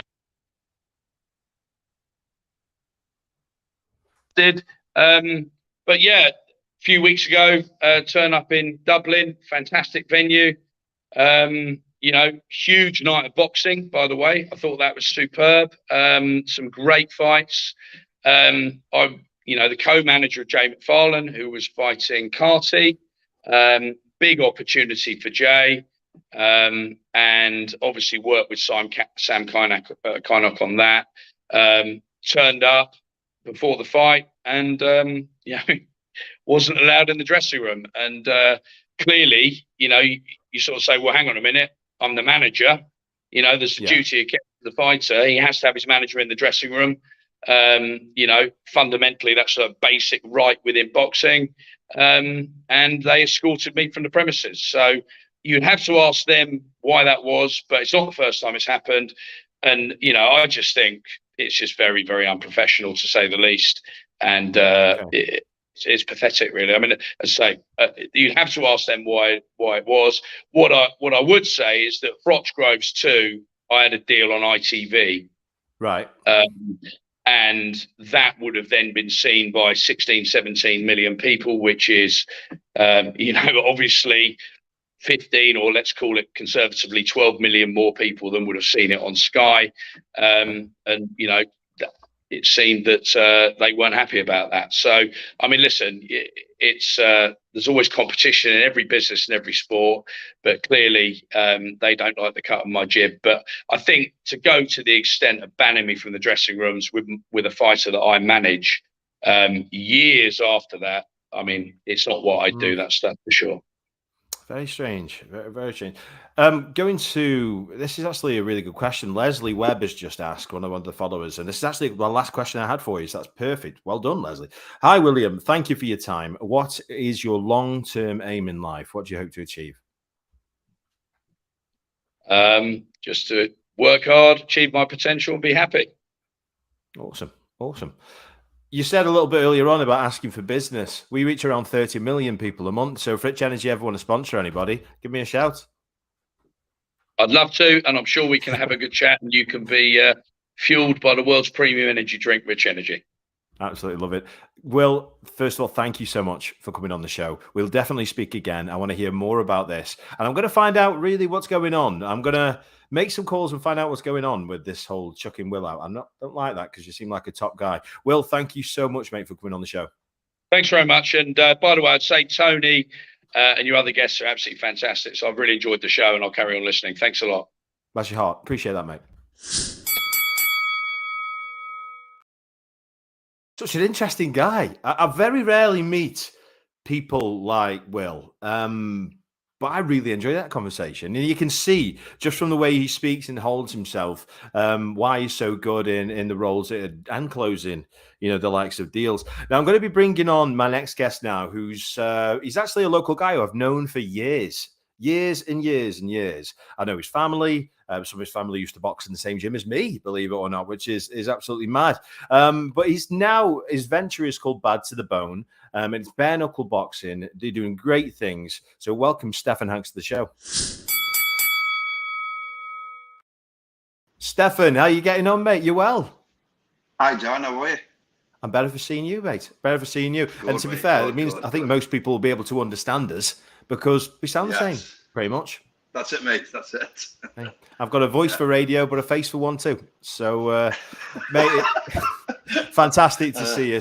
So, Stefan Hanks, and you are, bless you. You are the founder of Bad to the Bone, bare knuckle boxing. It's a fantastic organization that's going from strength to strength. But I've got a few questions for you. Even though you're local and you've always been around, we've never really kind of worked together, but we've always been known each other. So, kind of let's talk about you from the beginning. What kind of got you into boxing, Stefan? So I started boxing for I think it was going to be about 9 or 10. And basically, I mean, I lived in Norton on a rough council estate, really. And I used to go to a local gym in Burslem. And basically, me and my brother, Al Mark, we used to sneak and go on his bikes, go to the boxing gym, train there. And then we'd go home. After we've been going there for so long, it was like we were coming up to 11. Our Mark was a little older, and the trainer said, "Do we want fights?" I'm like, thinking, "What?" I didn't tell my dad I'm coming. Mum and Dad didn't want us training boxing because there was a lot of bad vibes on it at the time. Okay. But anyway, we asked my dad. They went up to see the trainer, and my dad basically he knew the guy. He was a guy named George Burton. My dad used to train there when he was younger at Alden Lane, so he went up there, and he was happy for us doing it. I mean, so that was it. I had my first fight was 11. I boxed a kid, I think he was 12 or 13 at the time, because there wasn't somebody my weight, at my age and weight. So the first fight didn't even get to go put on me card. Do you know what I mean? But okay. And then we had a rematch with him, and. I beat him the first time, I had a rematch, and I beat him again. And then that was it then. I mean, I went on and through I think it was up till I was about 17, and then I stopped a bit. I'd always trained, I didn't have girlfriends and stuff like that, and you never go and tell people messing about. So you found outside life, which took hold on me a little bit, and then I got back on the path and back training. That's it, mate. I mean, it's normally girls and boots. Yeah, that's it, mate. The root of all evil. That's it, mate. A lot of people who've never trained, especially when they're young, You mean, and there's a lot of people out there I've seen, and they'll go on about these different fighters now, like, oh, they're doing this, oh, they're doing that, I'm bad. A lot of these people have never. People are going to start us. A lot of these people have never been on that side of life. We never drank. Yeah, and you mean, and never taken drugs or women and things like that. A lot. You mean, they trained and trained and trained. Then they find this new thing, and it's like, wow, you know what I mean? I like this as well. You know what I mean? And then they decide they either stay to it or they go back, don't they? Back into training. You know what I mean? I like that, mate. It's very real of you. That's very real. It's real. I did it. I mean, don't get me wrong. I did it. You know what I mean? Same. I experienced a mixed drink and drugs. I tried it. I mean, I liked it. Again, I won't be lying if I didn't say I didn't, but it wasn't for me, and I come out. You know what I mean? I stopped doing it. Cool. It's a good message to give to your fighters. Because listen, my mum's in a similar kind of thing. My mum's involved in like social services and all that stuff like that. And she's, I don't know why I brought that up, but basically, I think sometimes when you've seen a certain side of life, you recognize it a lot easier with different people. And not only that, you can see the signs faster. Do you know what I mean? So if you think, wait there, I've been there. I know how fast it is to fall. Yeah. I mean, my biggest thing is, how can someone help someone explain to something the right and the wrongs if they've never been there themselves? A lot of these people in life now, they go through exams or university and this, blah, blah, blah. They've never experienced life. And life is the biggest, biggest teacher. Test for anybody. Of course it is. No one will teach you better than life itself. It'll make you, it'll break you. It'll make you break it and make it again. You know what I mean? And that's it. Absolutely love it. I love it. Right. I saw a poster of you the other day. I'm not even sure if it went ahead, and I never even knew about it. Were you scheduled to fight, or did you fight Steve Collins? Yeah, I boxed Steve Collins. Yeah. It was basically. So it was at the time I was doing a lot of charity work. I did a lot for. I don't know if you remember, if you know Jay Taylor. They got a poor girl named Neve Taylor. She was born where they said 1 in so many million can get this, and it's called left hepatic heart. He was basically born with half an heart or all an heart. Jake's a very close friend of mine, and I wasn't boxing at the time. I got back boxing. I wanted to raise some money for him, so I boxed to raise money for Neve. And I'm Neve's godfather and everything. And you mean I've watched that little girl grow, and she'll light any room up with a smile. And then we did some more work about the boy. There was a little boy, and he was named. Oh, I forget his first name now. No, that's wrong. But his second name's Taylor. It was called Taylor's Journey. Taylor, he had meningitis, and he was an amputee, and his arms and legs removed through meningitis. So again, we wanted to try out, raise some money for get some prosthetic legs, which helped you do more activities. So it was like, I was having a lot to do with Robbie Reed, and that Robbie Reed used to judge on my shows, and these were my shows I was doing on. So I was not only promoting the show and boxing the show, promoting the show, and then I train all the lads. I also decided to box on the show as well. Okay. And we said, let's box Steve Collins. That's just wild. So, how does that even come up in conversation? Do you know why don't we? It was Robbie mentioned it to him. I'm like, you know what? Yeah, like and he was what Steve Collins was one of my favourite fighters back in the day. He was not, to my eyes, the greatest technical boxer, but he was a tough man. Could you feel it in there? Well, we did it with 10-ounce gloves on. I didn't want to do 16s, and we said I wanted it done so it was like a good, tough, heavy spar. Okay. Now, it went a bit not what I liked. I didn't enjoy it in the end because he was like, he started messing about a lot, and and I'm like, oh man, I wasn't happy with it. Really got me down a bit after it and everything. I didn't enjoy it because he messed about with the crowd and so on, like I told you after, said, I wasn't happy, and like he said himself, he said, Les, at the end of the day, so what he'd done and what he wanted to do. If something had happened wrong, say I caught him or whatever, and then he's going to be remembered as that. And then I thought, understand you after. I thought, yeah, fair enough. Especially if it's for charity as well. I mean, it was. Story, that's it, and it was good. I'm looking opposite that. And my dad said to me before, he says like, again, my dad was like, that So my dad used to do my boxing corners, and obviously, my dad's no longer with me no more. So he died in 2019. My dad did my last corner, and I've got a lot of people saying now, well, wouldn't you go back? Do you want to ban off? And you know what? I'd love to. I mean, I train all my lads and that, but it would never be the same when we not my dad in the corner. You know what I mean? It wouldn't. It would never be the same. It wouldn't. I mean, my dad did all my corners, took me all over. You mean England when we were fighting as kids and everything. You mean all through the championships and everything. And he did the corners. He drove, took us everywhere. And then my last one, that was it. You know what I mean? But like I say, I'll send you the link to it. We have got the videos. I like how real you've been, mate. And I've always seen, every time I've ever seen you and been around you, it's always been like that. Do you know what I mean? You've always wore your heart on your sleeve. That's it. We try to help everyone we can. You know what I mean? You're a Stokey, mate. That's it, mate. And that's what we do. You know what I mean? Like me, when my dad passed away, you know what I mean? Back at the time, my dad said to me before he died, he said, "Steph, if I've got one wish, all the wish was you would be happy." And I'm like, "Dad, I'm happy." You know what I mean? He says, "Steph, you're not happy. You're happy making everyone else happy all the time." And I'm like, you know what? I said, sunk in. I thought, well, I'm not really like. I mean, I'm doing all these things to help everybody else, and you forget about yourself a lot of time along the way. You know what I mean? No, you're right. But like the gym, we opened the gym up. You mean when we spoke before? When obviously a mutual friend to ours, a lot of people who don't know, the gym I opened is called Chris Edwards Community Academy. That was in memory of Chris Edwards, from a local lad. I mean, 5 times British champion once. He achieved Commonwealth things, didn't he? Yeah. Again, a kid who's forgotten about, really. I mean, and like I always said, like with Chris back in the day. I mean, it's I think what let Chris Edwards down was Stoke-on-Trent. You know what I mean? If Stoke had followed Chris would have been a world champion, without a doubt. I mean, he beat Jamie McDonnell, and then Jamie McDonnell went on to be the world champion. Now, Chris made quite easy work of Jamie McDonnell when they watch him back.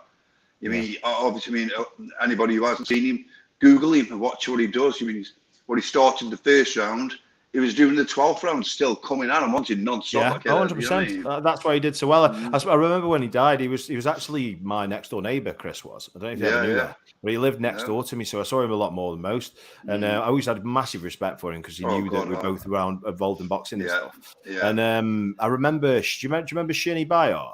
Remember it? Yeah, sure. Yeah, I went that fight. Was he Mongolian or something? Yeah. We were speaking to each other and speaking about Chris. Well, it was gosh, mad considering how fit the guy was. Do you know what I mean? To have been there. So make sure you check him out, Chris Edwards.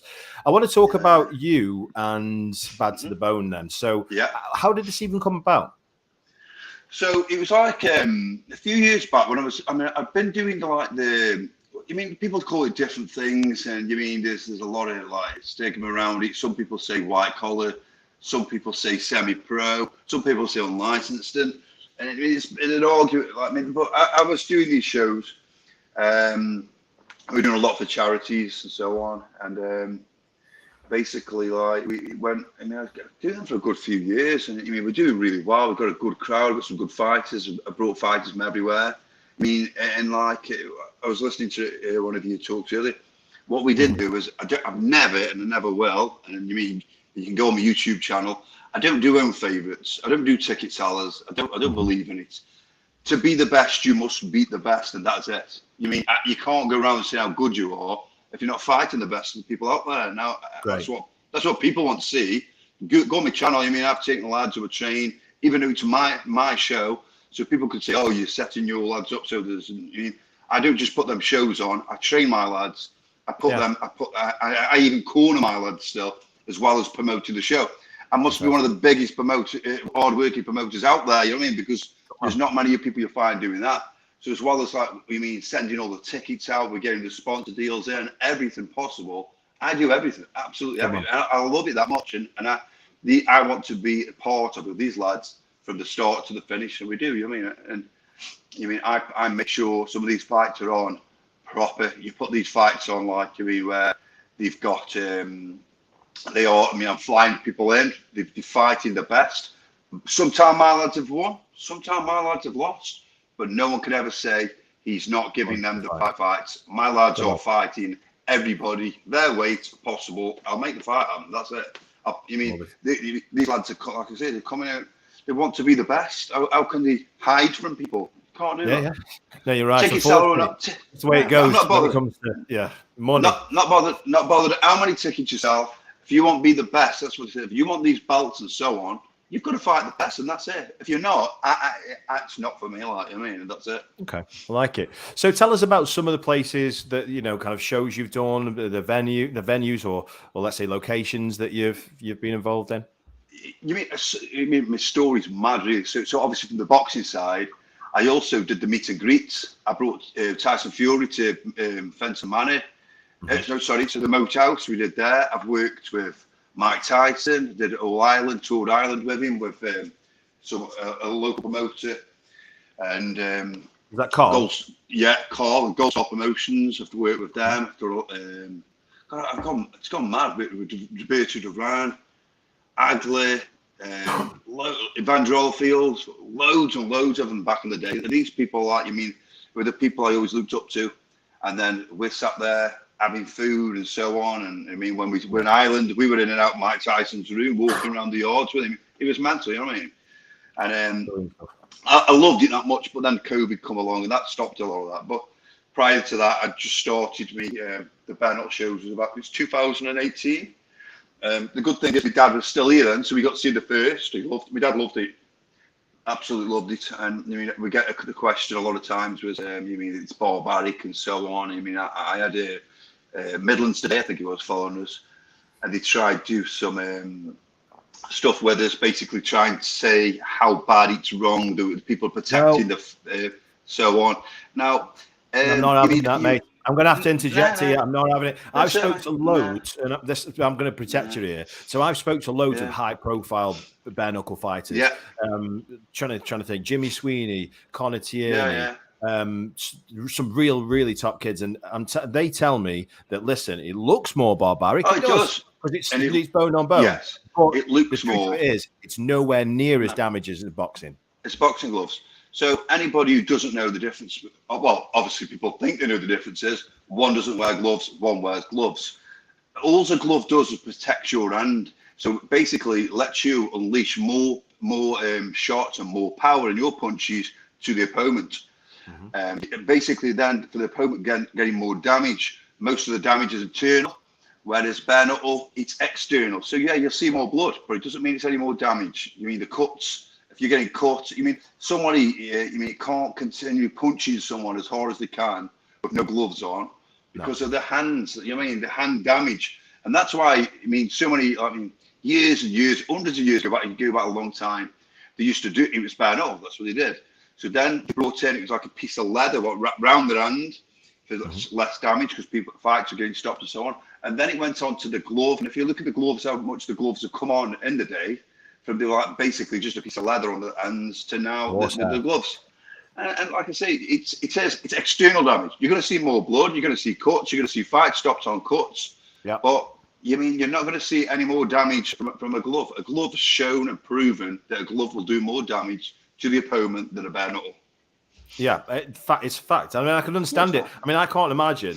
Like we've both done it. I can't imagine going whack or done just because my hands would be to bits, mate. You'd be in bits, so you can understand why they're a lot more technical, a lot more technical. And Jimmy, look at Jimmy Sweeney. He's a perfect example. The shots off. Boxer. Yeah, absolutely. They pick the shots a lot more. You mean Jimmy? Of course, does. Conor Tierney, like you say, the boxing technicians, they pick the shots. Yeah, they'll let big shots off, but it's not constantly rushing big power shots. They won't be carrying on doing it. I mean, that hands will be smashed to pieces. They wouldn't be doing stuff. I like it. And I like you talking about the history as well of the boxing. That's really interesting for people. So everybody watching, thanks for watching. We're live. Make sure you do me a favor, just for 1 second, every single one of you, smash that like button and also share. Want to get this out to as many people as possible. This is really interesting. Do that for me now. Right. So you're talking about the history of bare knuckle. So do you feel that maybe bare knuckle could supersede or at least match the likes of boxing or MMA and UFC? Do you feel this? I feel now. When we started it, like when I was doing it, there was people before me. I tried getting into it way before when I did. And I approached a few different people who were doing it at the time, and they didn't really want to know. So I kept it away and carried on doing what I was doing. And then I thought, you know what, I'm gonna do it, and that's it. So we were doing it more around 2017. We did something, and then 2018 was the main show that come out. And then from there, we were putting them on each year. We were putting like 4 shows on a year, you know what I mean? And Wow, okay. and Stoke. Some going just for you. Yeah, King's Hall, we've done Fenton Manor, but we're selling Fenton Manor out, like you mean? And nobody has sold Fenton Manor out like we have, like you mean? When I put them shows on there, we're doing like 2,500 to 3,000 people there, you know what I mean? It's grand. And you mean, and if anyone's really got to look at what else I put into it, it's not just like, you mean, people say, oh, you must do good money. And no, you don't really, I mean, but I'm putting that much money back into it. The walk-ins for some of my lads are getting off some massive walk-ins, you know what I mean? And it's like, I mean, it's as big as anything what you're seeing on the telly, you know what I mean? Yeah, I do. I like it. And thanks for everybody who's just liked and shared. I see every single one that come through, and it makes a huge difference. So thanks a lot for that. On to you then. So what's next for you? When's your next show? Well, so I've just come off one 2 weeks ago. That was at Fenton Manor. So the next one we're doing it. Will be the first one out of the area. So I'm doing with another joint promotion guy named Mike Egan, top guy, been involved in contact sports for a long time, Thai boxing, mint lad. You mean, and Mike's had a big problem himself. Mike, he got cancer and everything, full cancer and everything, and he's come out and he's doing well now. You mean he got the clear. I think he's having a few things back and forward now, but after he'd done that, not only fought all the way up to it, fought all the way through cancer. You mean there's a lot of us cancer's touched every one of us, you know. That's how I lost my dad. Yeah. And then Mike got clear, and then back in the ring, he was fighting again as well as doing his shows. So me and Mike have known each other a long time. He's from North Wales, Mike is. So we're putting a show on a D-side leisure centre. That's on the 29th of July. And that's a joint promotion. We'll have K1, Thai, glove boxing, and also we're going to bring a bit of some different. We've got a lot of people who want to try this boxing battle, but we're unsure. So we're going to bring in hybrid boxing, which will be 4-ounce MMA gloves. Oh, and then we'll also, that's different. I can't say I've heard that before. There is a few people who've done it. I mean, you can control your hands more. Mean, basically, I mean, a lot of them, I mean, who do know, don't know, whatever. A lot of them, you'll never put your hands back into that when they're getting the hands knocked. They cut your own face, so they'll cup it, and if you cup it, it stops a lot of the pressure and everything going on. So, and you can control the hands, move them out. Isn't that quite dangerous, Stefan? Isn't that quite dangerous? I'm thinking I reckon with them gloves, I could really hurt someone. If you're going to protect me, that's. Yeah, it is. You mean, but so obviously when you're doing your MMA and they're 4-ounce gloves. So a lot of people think that we don't want to do it, but we prefer doing MMA. Personally, I think MMA gloves will hurt more, but it's a thing in the head where you think, well, if we do it like that way, we'll do it. So it is a way of controlling it. You won't see much cutting with them, like still. No, I'm just thinking you will get it, but not as bad. With them, can't you? Okay. Oh, you can hit someone. Exciting. Yeah. So that's, like I say, on the 29th of July. Okay. And then I've just done a really big news of the day for us that I've just signed a deal off. So we're going to take him Bad to the Bone to Malta. We'll be the first ever to put bare knuckle fighting on Malta. I've been working with another guy. He's from so another guy who does all the boxing in Malta, a guy named Demis Tonner. So he does all the professional side of it. So I'm going over with some other people, and we're putting the first ever bare knuckle in Malta. You know, so we're looking forward to that. Now I understand what Paul was on about. Paul Pierce said, "I've heard a rumor Bad to the Bone are looking for a commentary team for Malta." now I know. I know what you're on about, mate. So I thought, what's that?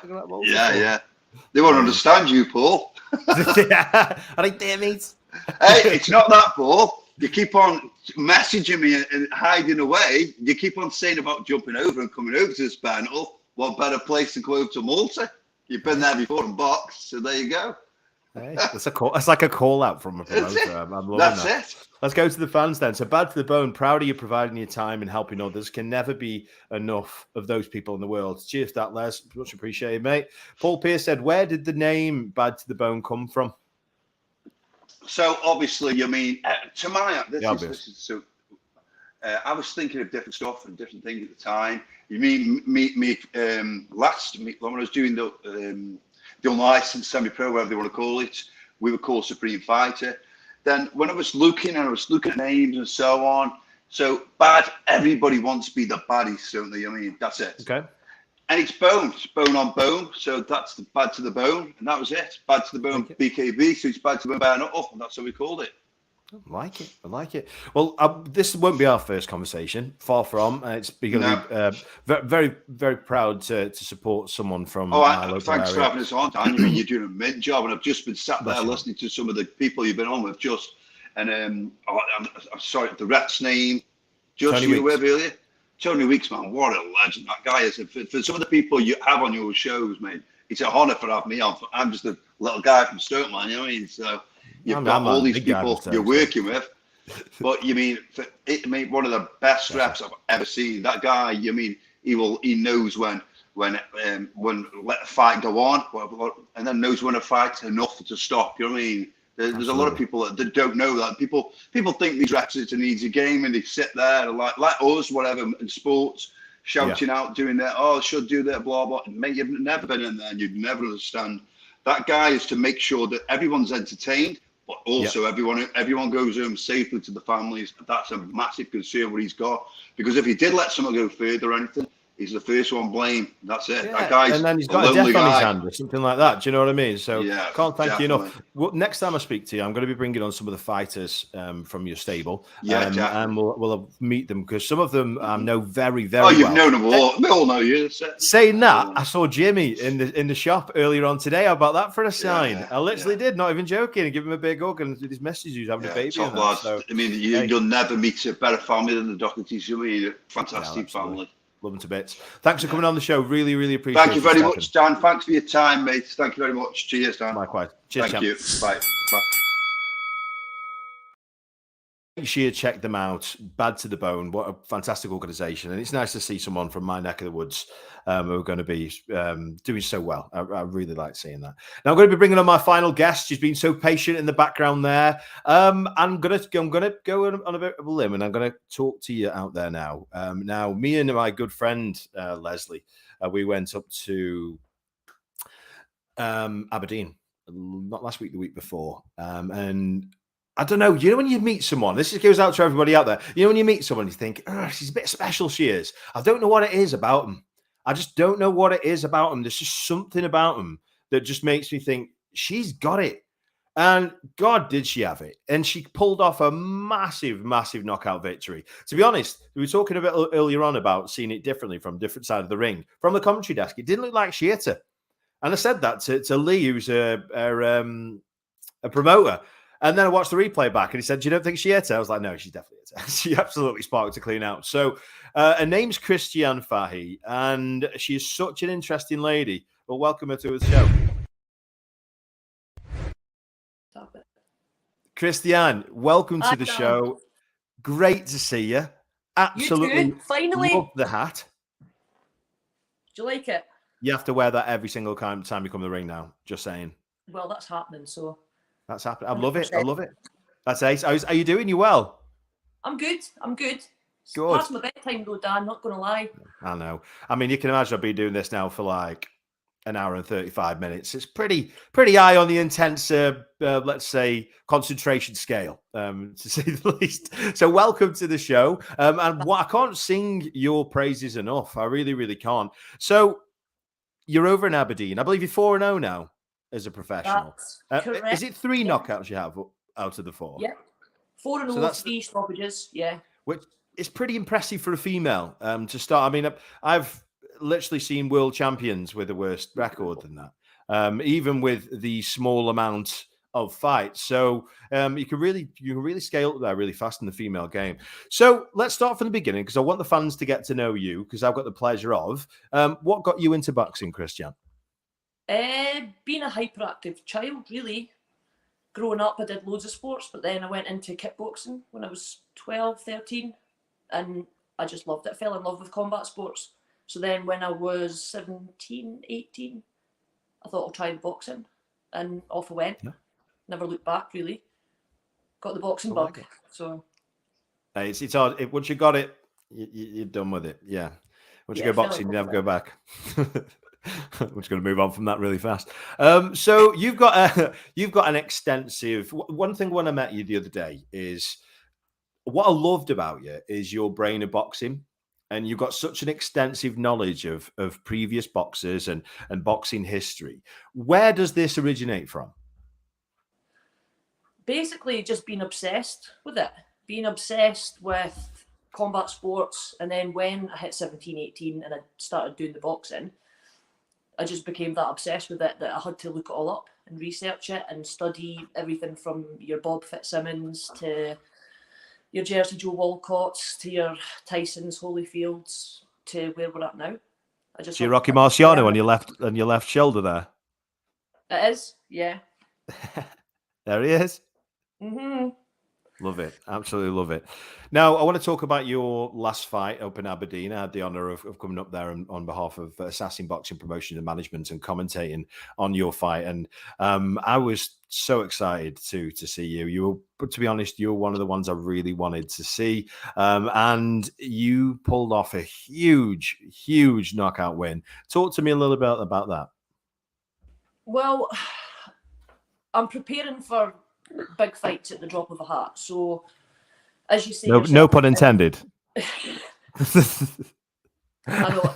As you say yourself, in the women's boxing, especially the higher weight classes, there's not a huge amount of depth to it. So, when I hit 3, 4, 5, 6 fights, I've got to be able to jump straight away. So, and that kind of showed in the ring. So, the lassie, fair play to her, she came in and she was ready to go, and I just went through my techniques and stayed chill like Lee's teaching me, because I'm a bit hyperactive, but I did my techniques and that's what happened. So I didn't go looking for it, it just happened. So I like it. It's a great win. It really was. So for the people out there maybe not seen you before, kind of explain your style, kind of how you go out there and go about your business.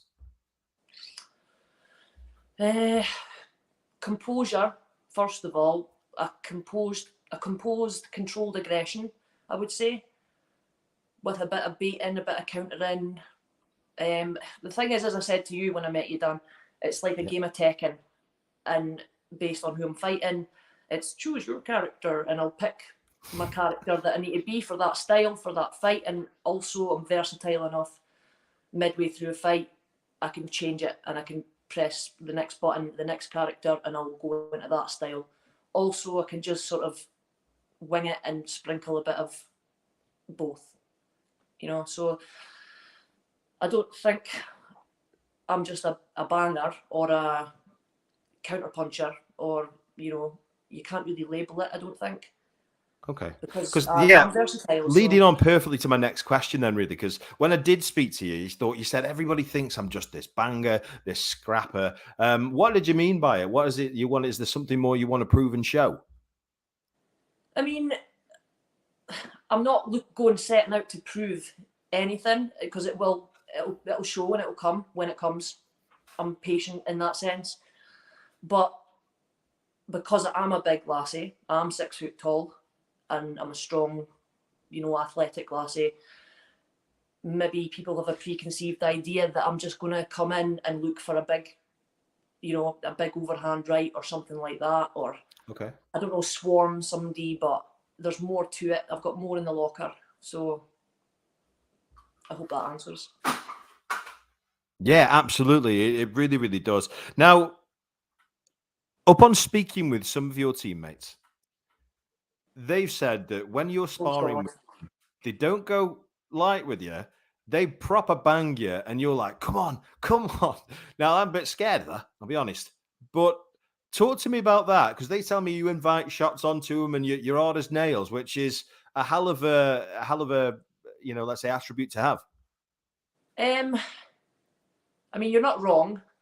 That's pretty much exactly. I don't want to be treated like a lassie. I want to be treated like a top flight boxer. Nice. So I'm not going to go, I'm a lassie, please don't, it's just not in my nature. No, treat me like a boxer, treat me like a fighter. That way I'll level up faster. So if it's my fault for not moving my head and they've cracked me with a hard shot, then, well, it's my stupidity for not moving my head or being fast enough or listening to Lee. So, yeah, I will not fall back on being weaker or smaller, because I spar some big boys as well. Yeah, as I say, I just don't like to be treated any differently to the top flight sort of guys. So I really like that. That's really cool of you. Now, make sure you keep all your comments coming in, guys. Everybody who's just joined us, we are live. This is Boxing TV. We come here every Sunday at 8:30 p.m. with some of the best guests around the world. Today, we've got some fantastic guests, and now we're speaking to Christianne Fahi, who is unbeaten in 4 fights with 3 knockouts. Great girl. Everybody who's watching, make sure you bang the like button. I see every single time everybody does it, and make sure you press share so we can get more people watching. Cheers, guys. Now, we're talking about you and your career, Christianne. So how far do you feel that you can reach? How far can you go in the sport of boxing? To the top. I'm not doing it to make up numbers. I'm not here to, fanny around, for want of a better way of saying it. I want to get right up to I'm the happy top. with that. It's 10:15. It's fine. Say fanny all you want. Only fans? Yeah. No, but I'm not here to dilly-dally about. I'm reaching my peak. I don't think I'm at my peak yet because my boxing career has been a bit stop-starty, but since I've met Lee and I'm absorbing everything like a sponge, he's teaching me. And we're looking to just take everyone on and go for it. Right. And I've got plans of making things, just winning. I want to win decisively, dramatically. I want to be a fighter that people watch, that want to watch and go, oh, have you seen that Christianne, that Mad Hatter, Celtic Tiger? Go and watch her. She's something else. I want to change. There's something about you, Christianne, mate. There's something about you. I'm telling you now. There's something about you. I don't know what it is. Is it there's the something ginger about. Well, no, because I'm a ginger too, so that's just normal. But I don't know. There's something about you, and I'm not sure what it is, but I think you're special. And with the right guidance, with the likes of Lee McAllister, I feel you really can go all the way. I'm going to go to the fans, see what they've got to say. So we've got Carl Creed saying, "I'm watching, mate. Keep up the good work. Nice to see you." Leslie Webb, who actually met you the other day, said, "Hi, Christianne. Well done on your latest victory and really enjoyed speaking with you when visiting a couple of weeks ago with Dan. All the very best in your career and hope to speak to you again." Paul Pierce over on YouTube said, #animal. So that's hell of a thing. Here we go. This is really ace. This is my favorite comment. Special Father's Day treat for me. Watching future world champion Christianne, the Celtic Tiger, being interviewed by Dan Hewitt on Boxing TV. Proud as F dad moment. Lee McAllister, the legend. Oh, that's cute, mate. What a legend you are. Love that. Paul Pierce, she loves it. I love sparring. And he's talking about you getting punched and having it back. Sammer Carroll said, "Lex, go champ. Well done on your win the other day, Sammer." Carol Ann Black said, "Proud of you. Love mum." Oh, it's getting all emotional up in here now. Again, clapping hands. And finally, again, star quality. I absolutely love it. And I agree. Something about you. Special. I'm telling you. And I know what I'm on about. I tell you, I know what I'm on about. So I want to talk about female boxing, and I want to talk about the obvious lack of pay between female and male boxers. So do you feel that this is justified considering the stage of what female boxing is at, or do you feel that the male and female should be paid the same? I think it's relative. Because in the day and age we're in now, I remember when I started boxing, I was flung out of gyms for being a lassie that dared to come into a boxing gym. Yeah. So, and like, for example, lassies like Katie Taylor, they've peaked at the perfect timing for social media and exposure and having the platform to excel. And should female fighters be paid more? Yes, but it needs to equate to, it's the business side of it, isn't it? It needs to equate to ticket sales, pay-per-views, and that bums on seats situation. And, and ultimately that's, I think, the way it's going to work for the foreseeable future until lots of lassies coming through, such as myself, and there's other professional lassies in the world coming up that are going to be the next kind of Katie Taylor. Yeah. That are going to have that are already going to get that exposure now, and be on that platform to be able to change that. So that it's the only way you can justify it, isn't it? Sorry? The only way it can be justified as far as kind of bums on seats. Yeah. Yes and no. It's like, what came first, the chicken or the egg? We've got to get out there to be seen, to then have people wanting to buy tickets to see us again. Yeah, so I like it. So, you know, we've got to get the ball rolling big time, so that we are playing catch up in terms of the men's stuff. So I love it. Yeah. Now, talking about Katie Taylor, you pulled the words out of my mouth there. So Katie Taylor lost to Chantal Cameron last time around. I'll tell you my thoughts on it first of all. I think there has been signs in Katie Taylor's career in recent times where she has shown cracks. Now, time waits for no man, time waits for no woman. And I feel that considering she had such an extensive amateur career, doing fantastic things, arguably the best female boxer of all time, as far as amateur is concerned, and certainly nearly may well for professional. But do you feel that she's over the hill now? Do you feel that maybe it's time to potentially look at hanging up her gloves? I don't think I'd go that far just yet. No, I would say, based on her style, which was very amateur, it was heavy in the amateur. So, and the way she's been trained and stuff like that, it's kind of like stuck with her, that amateur style, if that makes sense. So Yeah. As I say again, for female fighters, I mean, there's not much opportunity to develop a professional style. So I don't think, yes, there might be cracks showing, the miles on the clock for her are showing, I would say. But I mean, the woman's a legend for Ireland. You know, I'm half Irish, so anything to do with Katie Taylor, I respect, a huge amount of respect for Katie Taylor, and she's an absolute legend. That's where that ginger hair comes from then, eh? The Irish. Just a tad, yeah. I'm the same.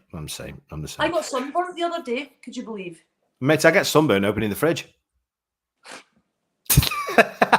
I'm sunburned by this ring light in front of me here. So, I'm with you there. I mean, going back to Katie Taylor, do you feel that she can come back and beat Chantal Cameron? Because Chantal Cameron looked like she was 3 times bigger than him, but 3 times bigger than her.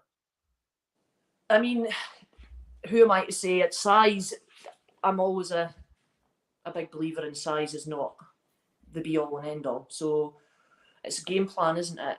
It's game plan, and it's being rested and being fresh enough with the right maybe additional trainers brought in, or like a new sort of a few more tools added to our toolkit or something. I don't know. That's maybe what I would say. Yeah. Fantastic. And I want to bring in, I'm sure he's there next to you, Lee McAllister. Lee, show your face, because he's got to be close. He's got to be close. Really, he's closer than you think, Dan. Oh, I know where he is. I know Lee too well to not know he's right there. Lee, how good is Christianne going to be, mate? Mate, listen, when you talk about female fighters going to take world titles and all that, this girl here is the next level, and people will not understand until we break the world circuit and start knocking them all out. And at this moment in time, she's 4-0, and on box rec, she's only 2-0. But you can still watch, you can participate when we are world champions, taking the belts and making a cunt of everyone, basically, because I love that you. lasted about 20 seconds before. I love him. I want to raise something to the fans actually out there. So, interesting thing happened when I was up in Aberdeen with Lee the other day. He says, interesting things done. Shut up. He stuck me in the back of a van. It was the funniest thing I've ever seen in my entire life. But it was better than a taxi. You get kidnapped or what? I'm used to it. It was funny. It was funny. No, I just want to say from my end, really, Lee, I see something in Christianne. I'm not sure what it is. Don't know. But I see something special in it. And, you know, with your help, I'll tell you your advice. Right now. Listen, man. We are sitting here right now. She's a super middleweight. And she'll fight any super middleweight in the world. But we'll quite happily go to light heavyweight or cruiserweight or heavyweight. Whatever we need to do, because we are expecting to eventually make her the biggest female fighting legend in the UK ever, because we will go through the weights and we'll fight MD. And she will do what she's told, and we'll adapt, and we'll fight who the fuck we need to fight. So he's all but a watcher now, because once the fucking Mad Hatter kicks off, he's all fucked. I absolutely love it. Lee, Christianne, thank you so much for coming on the show. Christianne, can't wait to see what's next for you. There's so many incredible things on the cards for you in the near future. So thanks for coming on the show, guys. Love you all. Thank you. Take care.